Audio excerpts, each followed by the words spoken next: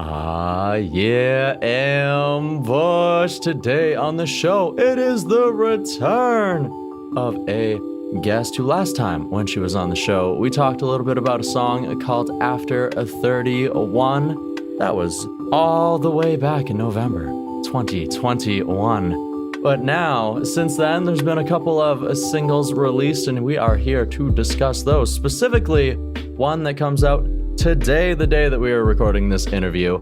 It is entitled Tea Time. We're here to discuss it with my guest, the wonderful Alex Hughes. How's it going today, Alex? I'm doing great. How are you, Colton? Ooh, I'm having myself a wonderful sunny day, and it's even better now. It's even better now that we get to discuss some music. Totally. I'm excited. Hey, same here. And of course, before we get into the single, I just want to acknowledge that you have been going through it, not just a single release this week, but multiple different shows as a part of Nashville North for Calgary Stampede. So what has your week been like here? I'm not gonna lie, it's been a little crazy and I'm a little exhausted, but I'm hanging on. It's been so wonderful. It's so nice to get back out performing. And as you were saying, I got to perform at Nashville North for 3 days. Each day it was a packed house. So getting to play for thousands of people after, so many years of not being able to do that was honestly such a dream come true. So it's been a tiring but rewarding and incredible week. Oh, and this is the first full capacity back for Calgary Stampede. Is that correct? Yeah, you're right. And you can definitely tell, you can feel it down there. Everyone's really excited to be back and excited to be taking in live music fully again. The energy is just amazing. Oh, you can see it in the pictures of the crowds of your shows because those are jam-packed. My goodness. Yeah, they were. It was pretty cool. Pretty amazing. Yeah, how does it feel to go from not playing very many shows at all to pretty much thousands of people? It honestly just felt so good. And I think part of that is the crowd. They were really into it. And I think people really appreciate live music, especially after not being able to have it for so long. So I felt just so loved and appreciated. And I had the best time. Hey, fantastic. So of course, with a show like that, well, I mean, with any show as artists, we might have a little bit of nerves or otherwise. So do you have a pre-game routine to get ready to maybe work through some of those jitters? I do. Yeah. I have a warm-up routine that kind of helps relax my muscles and to the point where I'm massaging my cheeks and breathing deep and then doing some vocal warm-ups and all of that kind of stuff just really helps kind of get me grounded and ready to get up on the stage. But it definitely, my first show, I felt the nerves just a little bit, and it was cool because that's you feel alive when you feel that. And after not feeling it for so long, I took it and I ran with it and I used that energy just to put on the best show that I could. So. And of course, like you mentioned, you pretty much had 3 shows, 3 days back to back to back. So of course, when you come to that too, you also want to make sure that you're taking care of your vocal cords, your health as well too. So any tips or tricks for anyone who's maybe getting back out onto that stage? Yeah, for me, I love to sing songs that are challenging. So I'm always having to really make sure I'm taking care of my voice so that I'm capable of doing that. So staying super hydrated is something that I really try to do. So I'm limiting, I don't really drink and stuff during Stampede till it's over. And then... So this weekend. Yeah, you're right. This Sunday, I might have my Stampede drinks for sure. You earned it. Thank you. And other things I like to do is vocal steam. A lot of artists do that.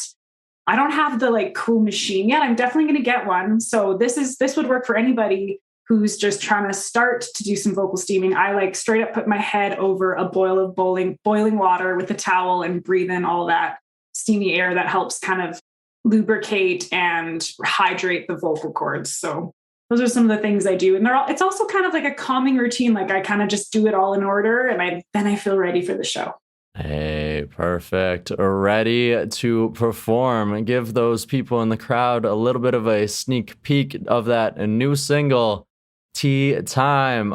Before we jump into the single itself, I'm sure some of the people at the Stampede got a little bit of a preview. So, what was the reaction like live?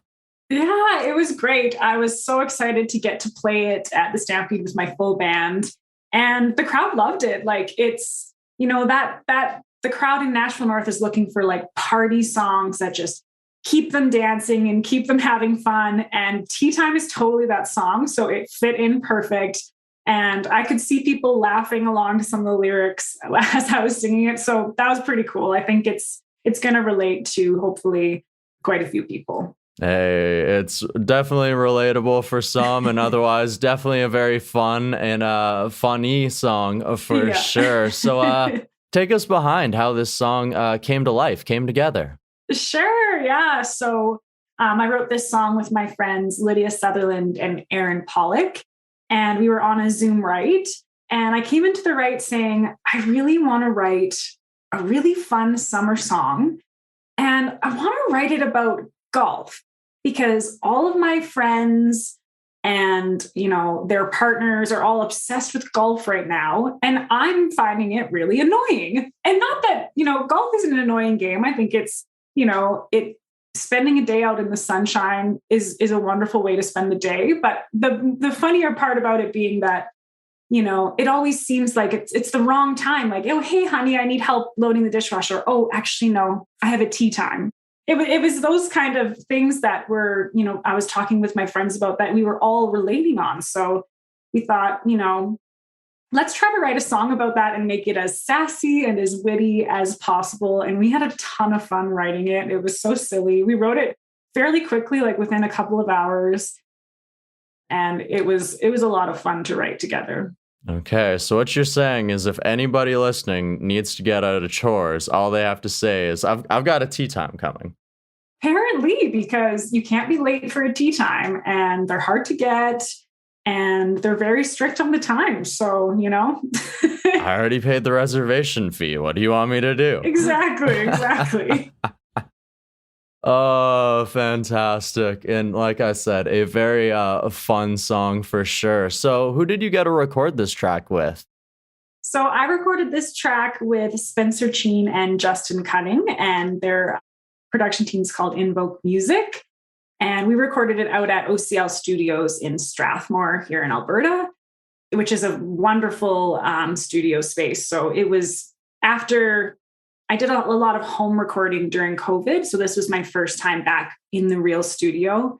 And it was amazing. It was so nice to get to work with producers who I've worked with before and love so much. And it was amazing just to be in that inspiring space and have them, help guide the song to where it was meant to be. So it was pretty incredible.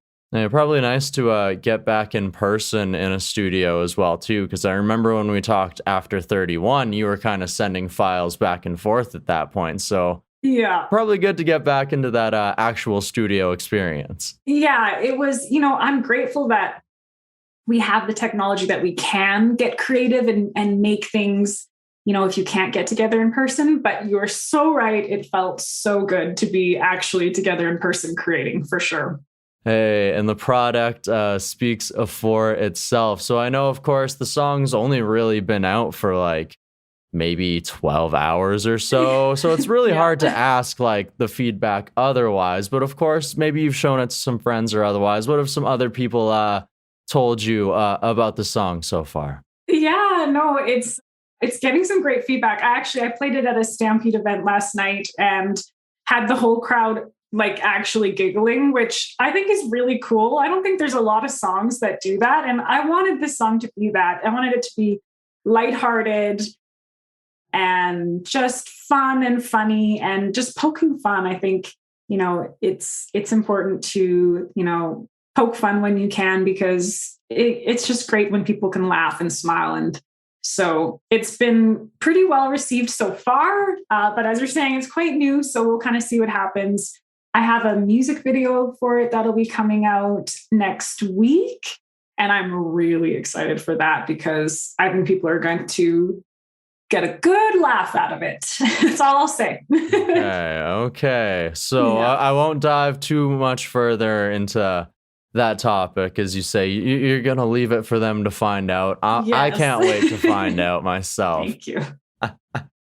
Oh, fantastic. And of course, earlier you mentioned you like to sing some challenging songs sometimes, like to challenge yourself. And earlier this year, you kind of stepped outside of the country world and stepped a little bit more into the R&B side of things on a duet with Josh Sahunta entitled On the Line. So where exactly did this project come from? Yeah, this was a really special project. So I was part of an artist development program called Project Wild, and we were challenged within the program to get outside of our comfort zone and work with another Alberta artist. And Josh and I did the Canada's Music Incubator program together, but a few years ago. So we hadn't had a chance. He lives up in Edmonton, I'm in Calgary, so hadn't had a chance to kind of connect or do any writing since we were together in that program. So I approached him about this idea to do a collaboration. And we got together on Zoom and wrote the song. And then he also produced the track, and he's a great producer. So it was so much fun to work with him and get a little bit out of the comfort zone. I grew up singing some R&B. And that kind of shows through a little bit in my vocals, even in my more country songs. I kind of throw a little more of a run or something in there or a heavier beat. So it was fun to like dive a little deeper and do it with somebody that is someone that I look up to quite a bit. I think he's such an incredible artist. He's a great writer, a great producer. He's got a great voice, doing some really cool things right now. So it was an honor to get to collaborate with him and put out a song that sort of dipped into both worlds, which was kind of cool. Yeah, definitely a very talented singer, songwriter, a past guest of the podcast too. And like you said, doing some very cool things himself, I believe, putting out an album and just put on some very amazing shows up in Edmonton. So if you're into that sort of thing, any of the listeners, go and check out Josh, of course. And of course, you mentioned Project Wild there. We got to speak about it briefly last time that we had talked, but I think that was sort of like near the start of everything. So of course, through that entire project, they didn't just challenge you to step out of your comfort zone in terms of songwriting, but also in terms of other things as well, with like charities and other things too. So what would you say some of the most valuable things, some of the most valuable experiences you had were with Project Wild?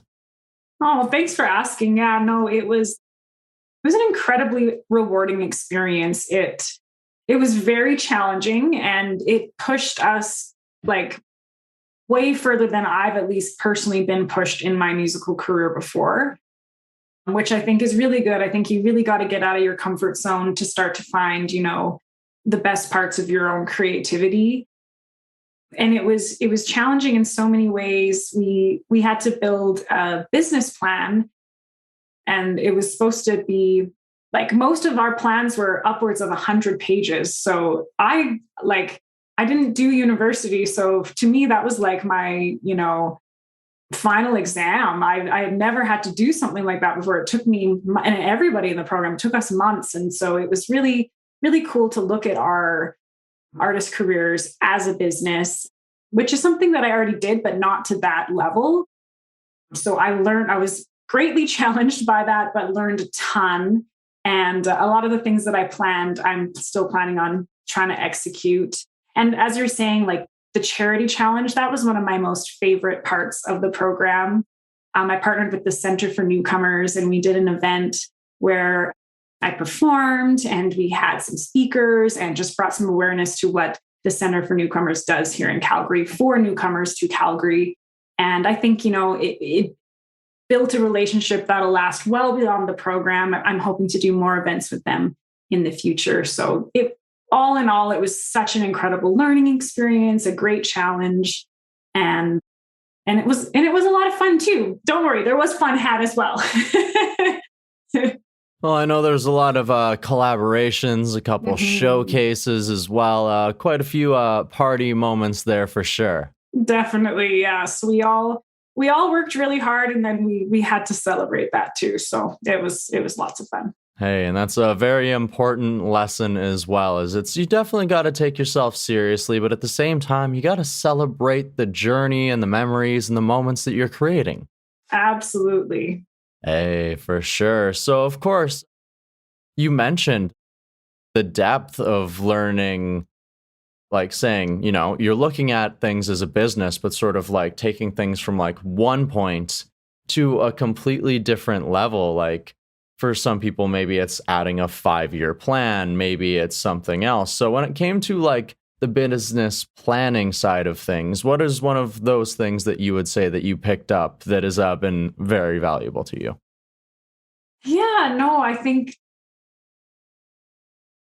that 5-year plan was a great example. Definitely mapping out, where I would wanted to see my business grow within 5 years. And what I did in my plan was I planned an album release, which I do plan on executing. The timeline will probably take a little longer, just because when you write this business plan, it's if you do win money, which I didn't win. So it'll just take me a little bit longer to get it going, but I think I will execute the same plan to get my EP out and then plan to tour it. And so I even have like tour dates and hopeful destinations all picked out. So it's just a matter of, seeing this plan, seeing it through, and then going even further to achieve the goals that are beyond that plan, 3 years, 4 years, 5 years down the road. So, hey. So of course, the future holds very many things, upcoming EP, maybe a tour, and otherwise then. Yes, that's exactly right. Yeah, I've got all of that in the works, so I'm excited. Okay, so if anybody wanted to stay up to date with any of those upcoming things, including a upcoming music video for Tea Time, what is the best way for them to go ahead and do so? Just anywhere on social media. You can go to my Instagram. It's at Alex Hughes Music. My Facebook page is Alex Hughes Official. I'm on TikTok. I'm on Twitter. So you can basically find me anywhere you can be found on social media. I'm there, and I love to connect. So if you follow me, definitely reach out and let me know if you're enjoying my music. And I always keep it updated with show dates and everything like that as well. Hey, all right. And they should definitely reach out as well. Alex, I have had a blast chatting with you here today. The new single, it is entitled Tea Time. You can find it on your favorite music streaming service. I'll have some links below in the description to today's show. Make it nice and easy for you, the listener, the ambush.